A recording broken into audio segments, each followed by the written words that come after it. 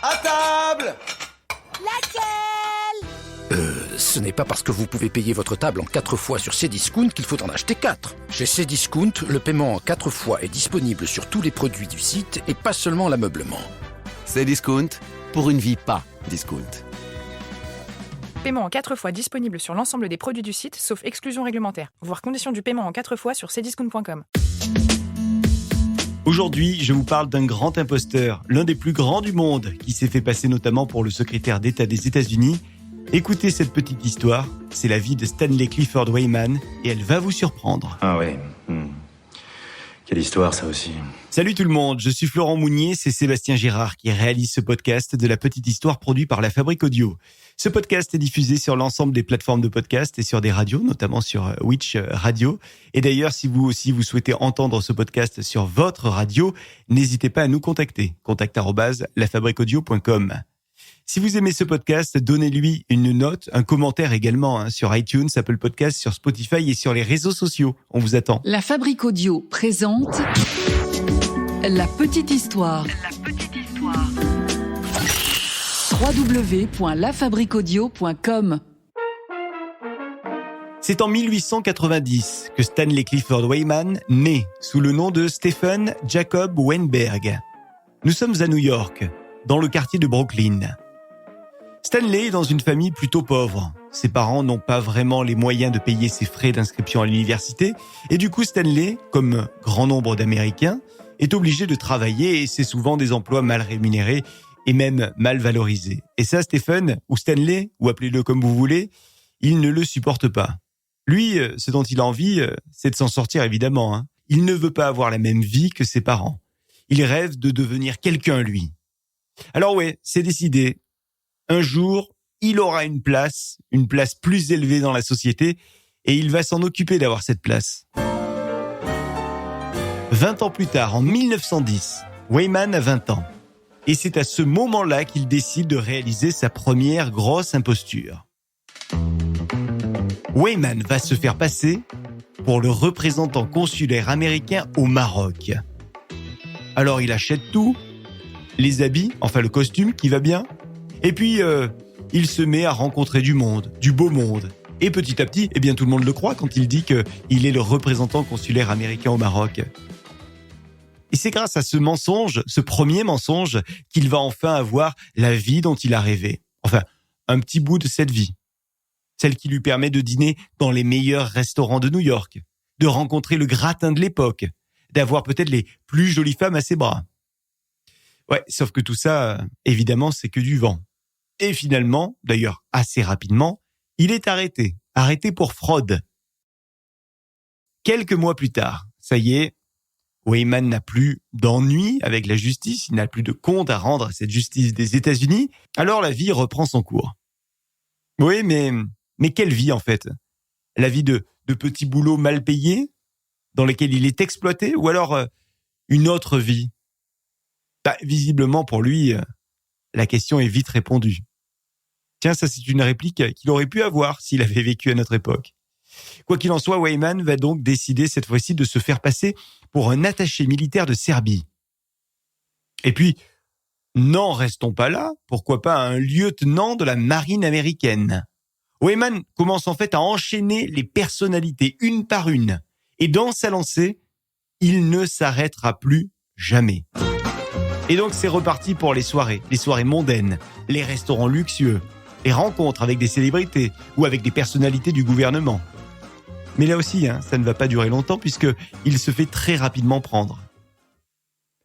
Weyman est libéré donc une deuxième fois en 1915. Et je ne vais pas vous surprendre en vous disant qu'il récidive, pourtant quelques mois plus tard, dès que la justice le laisse un petit peu tranquille.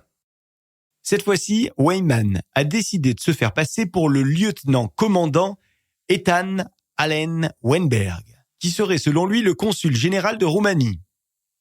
Et il y va fort, il n'a peur de rien. Il organise carrément une soirée mondaine à laquelle il invite tout le gratin de l'époque. Une soirée qui va se passer à l'hôtel Astor. Et il le crie haut et fort sur tous les toits. Il fait de cette soirée mondaine une publicité énorme.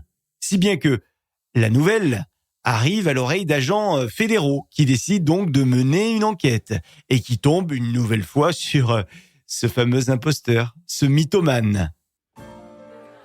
La fête a commencé à l'hôtel Astor. Tout le monde semble ravi. La soirée est plutôt belle, hein. Elle est réussie. La musique est bonne. Les petits apéros sont là. Mais tout ça, les agents fédéraux, ils le savent et donc ils débarquent. Ils débarquent le soir à l'hôtel Astor pendant la soirée et ils arrêtent Weyman. Et Weyman leur dit « Franchement les gars, vous auriez au moins pu attendre le dessert. » En plus d'être un mytho, le gars est un provocateur. Et ça ne plaît pas du tout aux agents fédéraux ni à la justice. Et bam, 1 an de prison pour Monsieur Mytho. À sa sortie de prison, nous sommes en 1917. Weyman revient rechargé à bloc. Bah oui, en prison, il a eu le temps d'imaginer ses prochains coups. Pas de temps à perdre, il décide d'endosser un nouveau rôle et cette fois-ci, il sera un lieutenant de l'armée de l'air britannique, de la Royal Saint-Cyr. Mais ça ne marchera pas très longtemps, puisqu'il est arrêté après qu'un militaire dubitatif l'ait peut-être reconnu et en tout cas ait alerté la police. On est en 1920. Weyman promet à la justice de se calmer. Et il est donc, sur parole, libéré. Sauf que la parole de mythomane, vous en conviendrez, n'a rien d'une parole à laquelle on peut se fier. Et notre imposteur en chef continue donc là où il s'était arrêté. Mais il décide de prendre un petit peu ses distances avec les États-Unis. Allez, on va se faire oublier. Direction Lima, le Pérou. Et dès son arrivée, il décide qu'il va cette fois-ci devenir un grand médecin. Ouais, un médecin d'entreprise à Lima. Comme le médecin qu'il a imaginé est un médecin qui gagne bien sa vie, eh bien, il organise évidemment des fêtes là-bas, des fêtes somptueuses. Il a fait des emprunts, il a donc quelques dollars en poche, des dollars qui lui permettent de réaliser ces fêtes fastueuses jusqu'à ce que son crédit s'épuise. Et puis surtout, jusqu'à ce qu'il se fasse arrêter une nouvelle fois. En fait, le gars ne s'arrête jamais. En 1921, donc à peine quelques mois après son histoire au Pérou à Lima, il est de retour aux États-Unis et là, il apprend que la princesse Fatima d'Afghanistan est en visite aux États-Unis, à New York. Alors, ni une ni deux, il tente de la rencontrer et il parvient à lui rendre visite avec un statut inventé d'officier de liaison navale du département d'État. La princesse d'Afghanistan, elle, est venue pour voir le président des États-Unis. Et elle fait savoir à cet officier, donc à Weyman, qu'elle est dans l'attente de cette rencontre présidentielle qui tarde à arriver. Weyman s'excuse alors au nom du gouvernement et il promet à la princesse qu'il va s'occuper personnellement d'organiser ce rendez-vous avec le président. Puis il dit à la princesse qu'aux États-Unis, il est courant d'arriver avec des cadeaux et de l'argent pour les fonctionnaires du département d'État. Et c'est là où il réussit un gros coup. Il réussit à convaincre la princesse de lui donner 10 000 $ pour ses fameux cadeaux aux fonctionnaires. C'est donc un énorme coup pour lui. Il a extirpé à la princesse 10 000 $, c'est pas une paille. Mais écoutez bien ce qui suit. Il va utiliser cet argent pour acheter un wagon privé au nom de Washington DC, histoire d'en mettre un petit peu plein les yeux, et d'organiser des soirées éventuellement dans ce wagon. Et puis surtout, avec ce qui lui reste de l'argent, il va payer une chambre incroyable à l'hôtel Willard, à la princesse et à son entourage. Non, il ne garde donc pas l'argent pour lui. Un grand prince, le Weyman. Et comme Weyman, vous l'aurez compris, c'est une pile qui ne s'arrête jamais, il se rend ensuite au département d'État. Et là, il veut obtenir des rendez-vous carrément pour la princesse, d'abord avec le secrétaire d'État, Charles Evans Hughes, puis le 26 juillet 1921, avec le 29e président des États-Unis qui est Warren G. Harding. Alors évidemment, il ne fait pas tout ça sans éveiller quelques soupçons, notamment à cause de ses faibles connaissances protocolaires. C'est là où visiblement il a un petit peu foiré. Et puis, il y a aussi la presse qui se met à suivre cet inconnu qui est proche de la princesse. La presse le prend en photo, en se demandant bien qui est cet homme qui peut être si proche du pouvoir à la fois des États-Unis, mais aussi du pouvoir afghan. Bref, ça ne dure pas longtemps cette histoire. Weyman est une nouvelle fois inculpé et il est condamné à 2 ans de prison. Mais comme un chat qui tombe, Weyman se relève toujours et continue, après sa sortie de prison, à multiplier les personnalités mondaines. Tiens, pendant la Seconde Guerre mondiale, là aussi, il a été condamné à 7 ans de prison. Et puis en 1948, Weyman s'est même fait passer pour un journaliste aux Nations Unies. Là-bas, il a fait connaissance avec un certain nombre de personnalités politiques du monde entier. Et il y a même la délégation thaïlandaise qui lui a proposé de devenir leur attaché de presse, avec une accréditation diplomatique complète. Et écoutez ce qui arrive, ça c'est énorme. Weyman, il aurait pu juste accepter l'offre et puis commencer le boulot pour la Thaïlande. Mais lui, il a décidé de faire autrement. Il a décidé d'appeler le département d'État américain pour demander si cette nomination risquait d'affecter sa citoyenneté américaine. Alors évidemment, il a attiré l'attention sur lui et c'est ainsi qu'il s'est fait démasquer à la fois à nouveau par le gouvernement des États-Unis, mais aussi par les Thaïlandais. La vie de Weyman va se terminer d'une manière tragique, une manière inattendue également. Nous sommes en 1960. Alors en attendant son prochain gros coup, Weyman est devenu portier, un portier de nuit dans un bel hôtel de New York.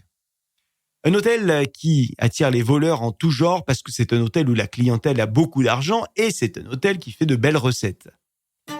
Toujours est-il que cette nuit-là, d'août 1960, Weyman est devant la porte de l'hôtel et il attend les belles voitures des clients. Des voitures qui le font rêver, forcément.